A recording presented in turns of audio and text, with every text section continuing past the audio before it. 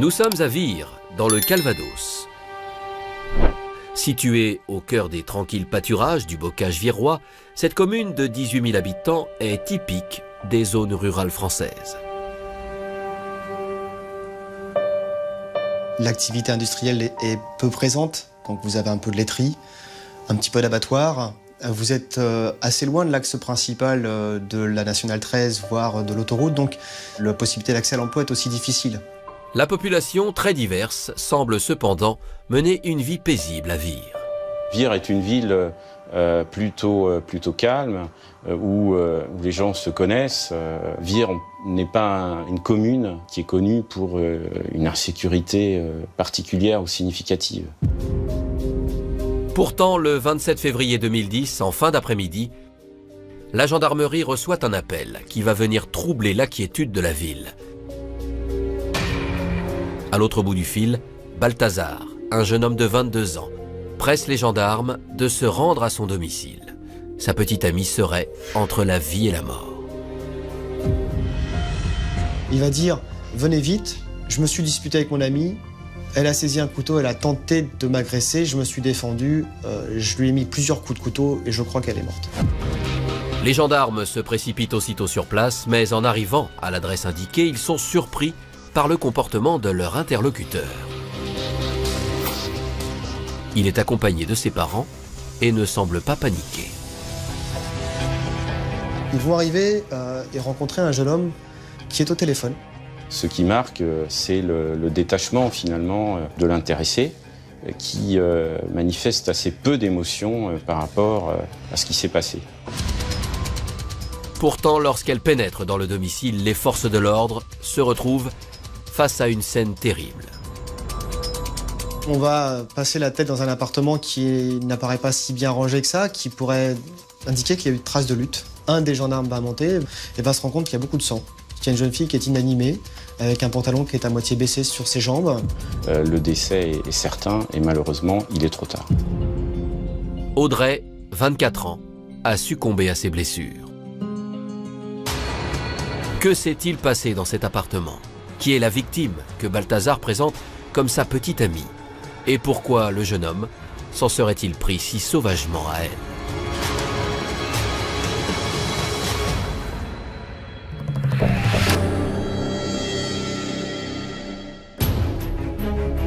Au domicile de Balthazar, les gendarmes de la brigade de recherche de Vire tentent de comprendre le déroulement du drame qui a coûté la vie à Audrey. Ils examinent le corps de la victime. Les enquêteurs constatent des multiples plaies, par perforation certaines. C'est le signe évident de l'utilisation d'un couteau ou d'une arme blanche. On va retrouver d'ailleurs un couteau qui est proche de la victime, qui est ensanglanté. Les blessures d'Audrey sont localisées dans la partie supérieure de son corps, dans des zones vitales. Il ne fait aucun doute que la scène a été d'une violence inouïe. Il y a des traces de sang extrêmement nombreuses. Le corps a été déplacé. Plus terrible encore, les premières constatations laissent à penser que le crime pourrait être de nature sexuelle. Le pantalon d'Audrey est baissé à mi-jambe. Est-ce que c'est par l'effet d'avoir déplacé le corps et de l'avoir traîné par le pantalon? Est-ce que c'est autre chose, de plus sordide? Autre élément troublant, un plaid est saisi par les enquêteurs au niveau du visage de la victime. Il retrouve sur le plaid de l'éther et immédiatement, évidemment, on imagine que l'éther a pu être utilisé par l'auteur pour endormir la victime.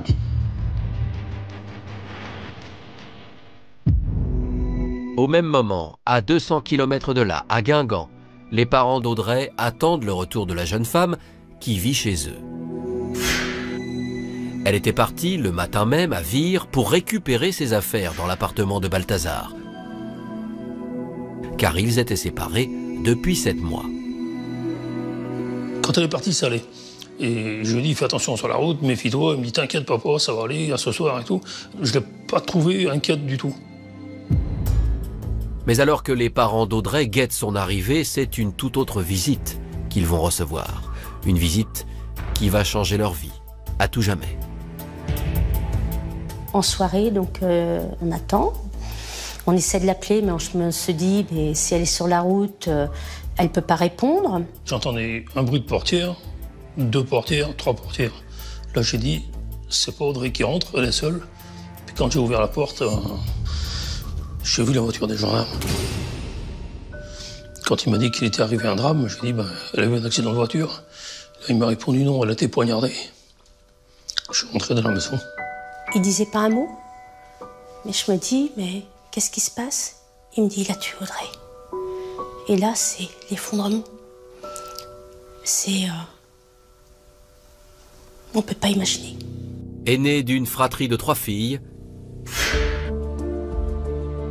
Audrey a grandi à Guingamp, entourée de sa famille.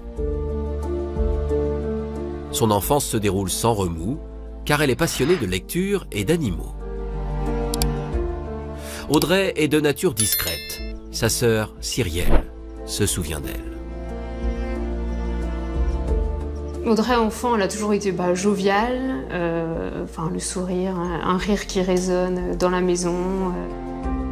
Elle passait son temps à travailler ses cours, ou dans sa chambre à écouter la musique, ou avec sa sœur, mais c'est vrai qu'elle ne sortait quasiment pas. S'il y a bien une sortie qu'Audrey ne rate jamais, ce sont les matchs de l'En Avant Guingamp. Passionnée de football, elle a même rejoint un groupe de supporters de la célèbre équipe locale. Elle emmène d'ailleurs régulièrement ses 2 petites sœurs avec elle au stade. On partait toutes les 3, écharpe autour du cou. On allait voir aussi des entraînements, on faisait des déplacements. On était vraiment toutes les 3, les 3 sœurs, pour la même passion et très complices. Ouais. Et puis notre devise, c'était « faut pas toucher à ma sœur ». 3 ans avant le drame, Audrey quitte le nid familial pour partir étudier en région parisienne. Elle s'y met en ménage avec son premier petit ami. Mais en 2008, des grèves à la fac la dissuadent de poursuivre son année scolaire. Elle a commencé un petit peu à lâcher, à passer du temps sur l'ordinateur. Elle s'est un petit peu éloignée de son ami. Et là, elle a fait connaissance avec Balthazar. Audrey annonce à ses proches qu'elle emménage avec Balthazar à Vire. Un changement de vie qui inquiète ses parents. J'ai dit, tu t'engages avec quelqu'un que tu connais pas, mais si, je le connais un peu sur Internet et tout. Je dis, ouais, mais méfie-toi quand même. Mais Audrey s'installe tout de même avec Balthazar. Elle ne revient qu'occasionnellement à Guingamp. Dans la ville bretonne, personne ne l'a oublié. L'annonce de sa mort subite suscite une grande émotion. Si bien que la semaine suivant le drame, ses amis du club de supporters, emmenés par Bernie, décident de lui rendre un dernier hommage au célèbre stade du Roudourou. J'ai vu les autres gars à la mi-temps et j'ai dit de toute façon, il faut qu'on a la place pour mettre une voile dans notre secteur. On va mettre une voile et on verra combien de temps on la met. Et du coup, ils ont fait l'hommage, c'était une photo sur un drap. Ils ont écrit Audrey et puis avec son visage. C'est très émouvant. Son petit rire, son sourire, sa joie de vivre, ça mérite d'être rappelé et de montrer à tout le monde que le souvenir qu'on a d'elle, c'est quelqu'un de forcément souriant. Pourquoi s'en est-on pris à cette jeune fille si chaleureuse? Comment son histoire avec Balthazar a-t-elle pu se terminer ainsi? Qu'est-ce qui a vraiment poussé ce jeune homme à commettre l'irréparable?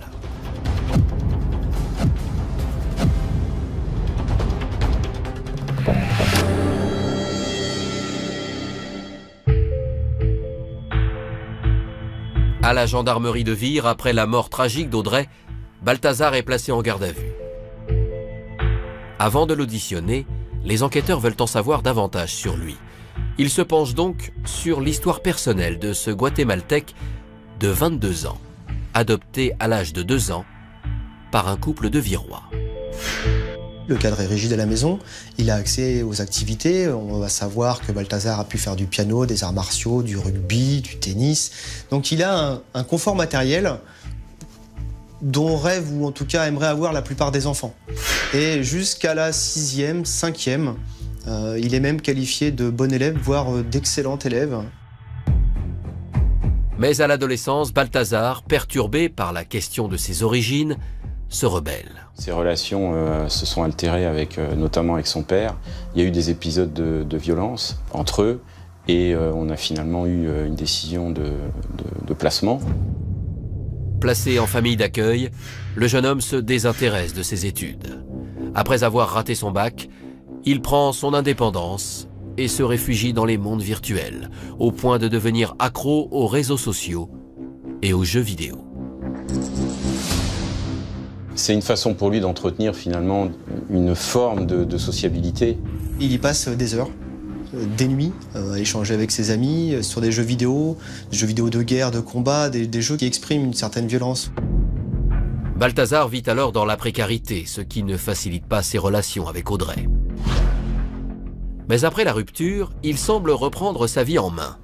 En effet, quelques mois avant le drame, il s'inscrit dans une formation de pâtissier et tout semble se dérouler à merveille. Il est présenté comme étant gentil, plutôt intelligent, serviable.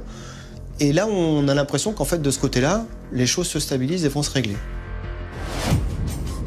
Comment les choses ont-elles ensuite dégénéré? Entendu par les gendarmes, Balthazar livre son récit du jour du drame. Il explique qu'Audrey est venue chez lui chercher ses affaires et que tout s'est passé dans le calme. Il charge les effets personnels d'Audrey dans la voiture, ils mangent ensemble, il indique qu'ils auraient une relation sexuelle ensemble, qu'ils vont regarder le tournoi Destination. Mais au milieu de l'après-midi, la situation se serait envenimée, car Audrey souhaitait reprendre sa télévision. Une dispute aurait alors éclaté. Une dispute qui sera relative à cette télévision qui est très importante pour Balthazar. Il n'aurait pas les moyens d'en avoir une autre. Et à ce moment-là, eh bien selon lui, Audrey va le menacer d'un couteau. Et il dit « J'ai réagi instinctivement, je lui ai mis 4 coups de couteau et je ne comprends pas ce qui s'est passé. » Balthazar aurait donc agi en état de légitime défense, une version qui ne convainc ni les enquêteurs, ni les proches d'Audrey. Moi, je leur ai dit, de toute façon, c'est pas Audrey, c'est pas possible. Je lui ai dit, elle était petite, menue, même si elle avait tenu un couteau, il suffisait de le prendre du poignet, et comme il avait fait des arts martiaux, il lui cassait le bras avant qu'elle ait eu le temps de lui porter un coup. L'attitude de Balthazar, après le drame, ne plaide pas davantage en sa faveur. Le jeune homme de 22 ans a mis 1 heure avant d'appeler les secours. Balthazar va dire « Je vais tenter de nettoyer en jetant de l'eau sur le sol. » Il va changer, il va aller acheter des cigarettes, il va aller appeler ses parents. On ne retrouve pas du tout l'état de panique ou de désarroi qu'on devrait rencontrer. Que révélera l'autopsie du corps de la jeune femme de 24 ans? Que s'est-il réellement passé entre Balthazar et Audrey? De quelle nature était exactement leur relation? Qu'est-ce qui a poussé ce jeune homme de 22 ans à commettre l'irréparable?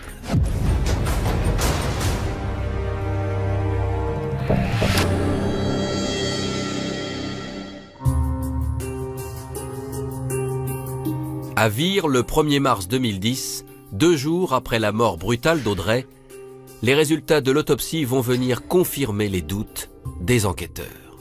L'autopsie fait ressortir 11 plaies, dont 8 par percussion, c'est-à-dire vraiment que le couteau est utilisé de façon très marquée et très violente. Et on a 2 plaies qui sont mortelles, l'une qui est thoracique et l'autre qui est cervicale à droite. Balthazar s'est donc acharné sur Audrey et n'a pas hésité à lui porter des coups dans les zones vitales, alors même que la jeune femme tentait de s'enfuir. L'expertise va nous permettre de voir qu'il y a des lésions de défense sur le corps d'Audrey, donc elle s'est débattue. Donc on a des ecchymoses, des traces de lutte aussi, des traces de frottement de vêtements au coude.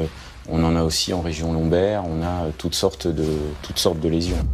Dont une ecchymose qui attire particulièrement l'attention du médecin légiste. On a également cette lésion à hauteur des lèvres d'Audrey qui renvoie à la question de l'utilisation du plaid et de l'éther. Balthazar dira « L'éther, je l'ai mis parce que je voulais brûler le corps et brûler l'appartement. » Sauf que l'éther, on le retrouve dans les poumons. Si elle a inhalé de l'éther, c'est qu'elle était vivante. Donc c'est pas compatible avec la notion de légitime défense. Pour les enquêteurs, il n'y a plus de doute, il s'agit bien d'un meurtre. Pour tenter de comprendre comment Balthazar en est arrivé là, les gendarmes se penche sur l'histoire de ce jeune couple. Sans emploi, Audrey et Balthazar ont vécu 1 an ensemble dans la précarité. Les proches de la jeune femme ne connaissaient que très peu son petit ami. Je suis allé le jour de la signature de la caution. J'ai mangé avec eux, mais bon, c'est quelqu'un qui ne m'a pas parlé beaucoup. Et après, on l'a très peu vu, voire quasiment pas du tout. Peu à peu, le couple s'isole et Audrey prend ses distances avec sa famille, qui s'inquiète de la voir ainsi changer de comportement. Elle avait plus le droit d'appeler, elle s'habillait plus de la même manière, elle venait plus trop nous voir en Bretagne. Enfin voilà, on n'arrivait plus trop à avoir de contact avec elle. Il y avait quelque chose qui avait changé. C'était plus la Audrey joviale, son comportement était plus pareil. 1 an avant sa mort, la jeune femme avait d'ailleurs confié son mal-être à une amie. Soucieuse, cette dernière avait alerté la famille d'Audrey. Il a fallu que ce soit un ami d'Audrey qui prévienne notre fille pour lui dire il y a un problème. Et en effet, on a retrouvé des conversations où elle disait qu'elle n'avait pas à manger, le frigo était vide, que lui partait voir ses copains, qu'elle restait à la maison, qu'elle avait le droit de rien faire. C'est à ce moment-là qu'on s'est décidé de la récupérer à Vire. Les parents d'Audrey vont la chercher jusqu'en Normandie, mais celle-ci refuse de les suivre. Nous, on est rentrés à Guingamp, complètement abattus, parce qu'on s'imaginait pas la laisser derrière nous. En connaissant la situation, on s'est dit, il va lui arriver un malheur, on ne peut pas la laisser derrière. Puis on a dû se rendre dans l'évidence qu'il fallait la laisser derrière. Mais 6 mois plus tard, en août 2009, Balthazar quitte Audrey et la met à la porte de leur appartement. Elle m'appelle et puis maman, est-ce que je peux revenir à la maison? Je dis oui ma grande, je t'ai toujours dit que si tu voulais revenir à la maison, la porte était grande ouverte. Elle me dit ma maman, je rassemble des affaires et j'arrive vendredi. Et là le vendredi, donc elle arrive et je me dis, on a récupéré notre fille. Les parents d'Audrey retrouvent alors une jeune fille amaigrie, très éprouvée physiquement et psychologiquement par l'année qu'elle vient de passer aux côtés de Balthazar. Pour Audrey, finalement, cette décision, elle va être salutaire parce qu'elle va rentrer chez ses parents, elle va pouvoir se refaire une santé, elle va pouvoir renouer des liens avec ses sœurs, avec sa mère. Papa et maman me disaient c'est bon, elle va mieux, elle est à nouveau souriante. Enfin voilà, c'est comme une fleur, elle était à nouveau épanouie juste avant son décès. Comment les choses ont-elles dégénéré? Pourquoi, 7 mois après leur séparation, Audrey a-t-elle renoué avec Balthazar? Et surtout, qu'est-ce qui a provoqué la rage du jeune homme?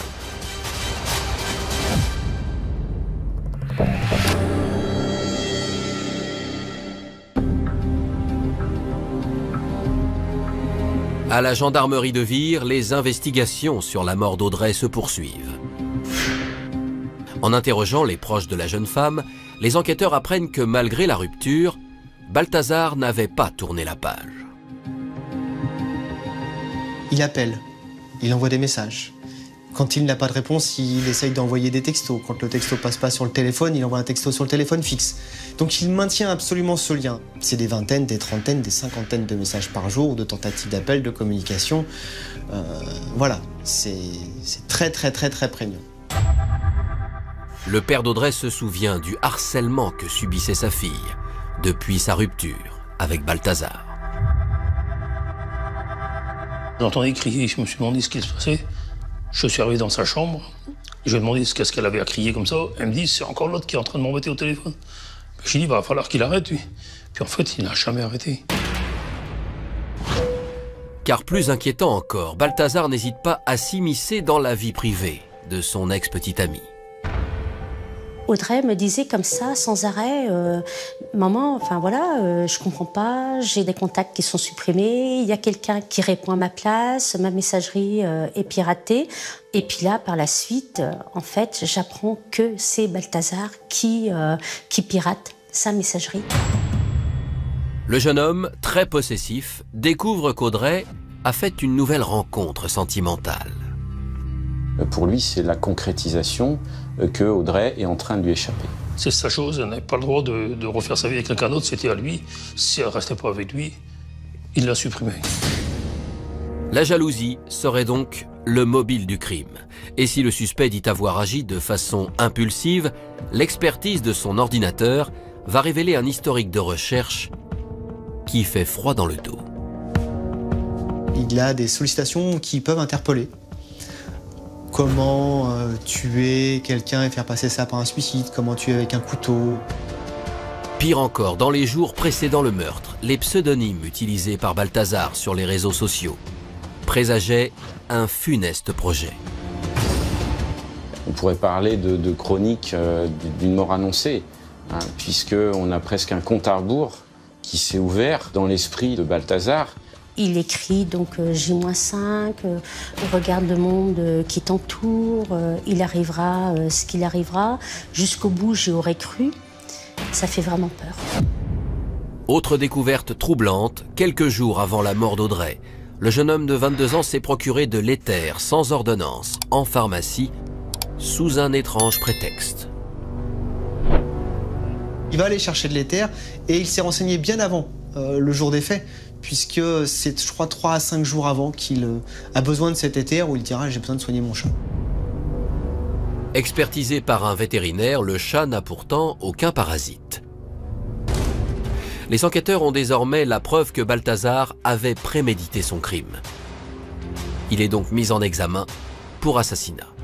Et pour mieux comprendre les raisons de son passage à l'acte, des expertises psychiatriques et psychologiques sont ordonnées. On a quelqu'un qui est construit sur un sentiment de doute, sur une quête des origines, sur un narcissisme assez important. Il est très égocentré et il ne supporte pas l'abandon. Parce que l'abandon, c'est l'échec, et l'échec, ça le renvoie à trop de choses néfastes. Et c'est pas possible. Balthazar ne peut pas échouer. Au cours de son procès, Balthazar admettra-t-il enfin avoir prémédité son geste? Le verdict sera-t-il à la hauteur des attentes de la famille de la jeune femme? Et surtout, obtiendront-ils des réponses à toutes leurs questions?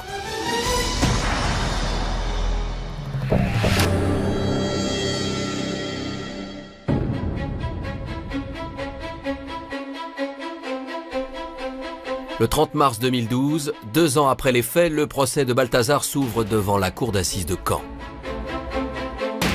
Les proches d'Audrey revoient alors ce jeune homme pour la première fois depuis le drame. C'est vraiment difficile pendant le procès de le voir parce qu'il ne nous regarde pas, il est détaché. On ne sait pas trop ce qu'il fait là. On a l'impression qu'il est en procès de quelqu'un d'autre presque. Mais sur le banc des parties civiles, la famille de la victime attend des réponses. Pourquoi il l'a tué? On n'a pas le droit d'enlever la vie comme ça à quelqu'un. Je dis, Audrey était si gentille, si douce. Elle était tellement appréciée de tout le monde que c'était pas possible. Pourquoi il a fait ça? Pourquoi? Mais Balthazar maintient sa version de la légitime défense, malgré les preuves accablantes recueillies à son encontre. Néanmoins, devant la cour, il livre un terrible aveu. À un moment, je crois que ça restera gravé à jamais dans ma vie. Il dit comme ça, Audrey m'a demandé d'appeler les secours et moi je me suis acharnée sur elle. Et ça c'est terrible. Après 3 jours d'une audience sous haute tension, Balthazar est condamné à 30 ans de réclusion criminelle, assorti d'une période de sûreté de 20 années. Le jeune homme de 24 ans fait aussitôt appel. Jugé en 2e instance, 7 mois et demi plus tard, il concède enfin une part de vérité. C'est la seule nouveauté du procès d'appel, c'est-à-dire qu'il va reconnaître ce que tout le monde soupçonnait, ce que tout le monde disait, d'ailleurs pour lequel il avait été condamné. Il va reconnaître cette préméditation, il va dire « il fallait que je la tue ». Sa peine est allégée. Il est finalement condamné à 27 ans de réclusion criminelle avec une peine de sûreté de 18 années.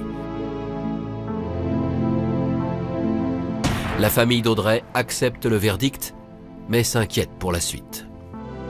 3 ans de moins, non, ça change rien pour moi, ça change absolument rien. Moi, ce qui m'inquiète le plus, c'est un comportement comme ça. C'est que le jour où il ressortira, il peut recommencer.